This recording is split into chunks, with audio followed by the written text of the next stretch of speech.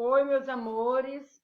Então, na nossa aula de hoje, nós vamos estar abordando o assunto formação do povo brasileiro.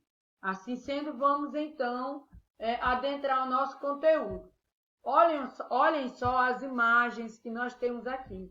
Essas imagens, na verdade, elas nos mostram justamente a chegada, o início da nossa miscigenação, né, com a chegada dos portugueses aqui em nosso país por volta de 1500. Então, olha só quem já era dono das terras brasileiras, respostas, né, os índios ou nativos. Nós podemos perceber, então, que quando os portugueses aqui chegaram, já existiam os donos da nossa terra, que eram, então, os índios, os nativos. Assim, o que a história conta? Que o povo brasileiro foi formado a partir de mistura de grupos étnicos. O Brasil é um país de grande miscigenação, onde tudo começou no século XVI, com a chegada dos brancos. Com a colonização, iniciou-se a mistura de sangue, a saber, branco com índio, caboclo. Mais tarde vieram os escravos negros trazidos da África. E aí, com a mistura, ficou da seguinte forma: branco com negro, mulato, negro com índio, cafuso. Assim, a população brasileira é bastante miscigenada. São inúmeras as raças que favoreceram a formação do povo brasileiro. Os principais grupos foram os povos indígenas, africanos, imigrantes, europeus e asiáticos. Então, o que nós podemos perceber é que nós temos uma formação bastante rica, né? Bastante multicultural do povo, né, brasileiro. Inicialmente com os índios e brancos, depois vieram os negros, e aí vieram outros imigrantes, italianos, né, libaneses, enfim, chineses, dentre outros, para então formar essa raça que nós podemos assim dizer, uma raça brasileira multicultural. Então, com o passar do tempo, vieram outros imigrantes, vindo das mais variadas regiões da Terra, né? Como nós falamos inicialmente, né? Nós sabemos que foi índio e branco, depois escravos, e aí formou-se, então, o início da nossa miscigenação. Aí depois vieram os italianos, alemães, espanhóis, japoneses, libaneses, chineses e etc. Das mais variadas partes da terra vieram esse povo. Então, essa miscigenação pode ser observada no rosto, no corpo, nos hábitos, nas crenças e nos valores de cada brasileiro. Não somos um povo idêntico, com características semelhantes. Somos resultado da miscigenação, população mestiça.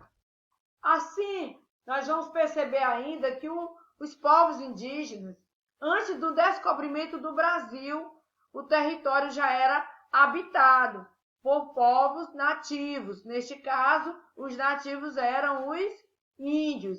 Então, existem diversos grupos indígenas no país. Dentre os principais estão Carajá, Bororó, Caigangue e Yanomami. Então, no passado, a população desses índios era de quase 2 milhões de índios. Então, dentre os principais grupos humanos europeus, destacam-se portugueses, espanhóis, italianos e alemães. Em relação aos povos asiáticos, podemos destacar japoneses, sírios e libaneses. Então, a família portuguesa, espanhola e italiana. Nós podemos ver aqui no quadro, né, acima, a família portuguesa. Abaixo nós vamos ver os italianos. Então, dentre os povos, né, que formaram a população brasileira, nós vamos ter os principais, esses que nós já citamos inicialmente, sobretudo com os índios brancos e escravos. Depois vieram os imigrantes italianos, japoneses, chineses, europeus, libaneses, enfim. Aí, dentre os diversos povos que formaram o Brasil, temos os europeus. O primeiro povo europeu a chegar no Brasil foram os portugueses, depois vieram os espanhóis, porque quando se fala em europeus, a gente só vê inicialmente a figura dos portugueses, mas não somente os portugueses, né? Também tivemos aí espanhóis, os espanhóis. Então, aí, a mais evidente herança portuguesa para a cultura brasileira é a língua portuguesa. Darcy Ribeiro mostra que a mistura de raça foi sustentada por 4 pilares, a saber, as matrizes que compuseram o nosso povo, as proporções que essa mistura tomou em nosso país, as condições ambientais em que ela ocorreu, os objetivos de vida e produção assumidos por cada uma dessas matrizes. A esses pilares foram somados três forças, né? A ecologia, a economia e a imigração, né? O que essa formação, o que esses pilares construíram com relação à ecologia, ao meio ambiente, no caso a economia, a estrutura econômica do nosso país, e a, então, imigração que aqui chegou. Então, surge no Brasil uma estrutura social totalmente inédita, marcada pelo genocídio e etnocídio, ideologia sustentada pela Igreja, para suprimir qualquer identidade discrepante do conquistador, que no caso, o nosso conquistador então os portugueses, e a sua religião, por exemplo, era o catolicismo. Os portugueses, eles eram contra, né, a questão da reforma, eles eram contra a reforma, e assim sendo, então, eles tinham como religião e pretendiam catequizar os índios, no caso, a religião católica.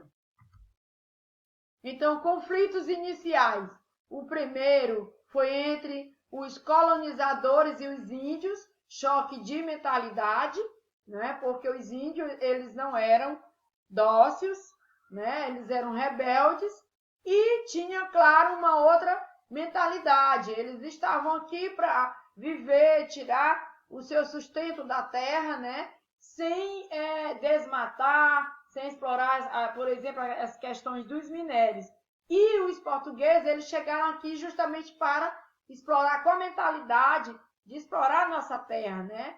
Que era, então, visando o lucro, a exploração do meio ambiente, a questão dos minérios, dentre outros objetivos. Então, por isso, foi o primeiro conflito foi entre os colonizadores, que a chegada dos portugueses com os índios, contrários aí à questão, na verdade, choque de mentalidade. O segundo entre colonos e jesuítas, que se deu então o conflito de interesses e caráter mercantil da coroa, né? Então, os colonos revoltados aí com a coroa. Esse conflito culminou com a expulsão dos jesuítas do Brasil pela coroa, né? Que ficou do lado dos colonos. O estilo de colonização dos ibéricos foi chamado de barroco, baseado no lucro,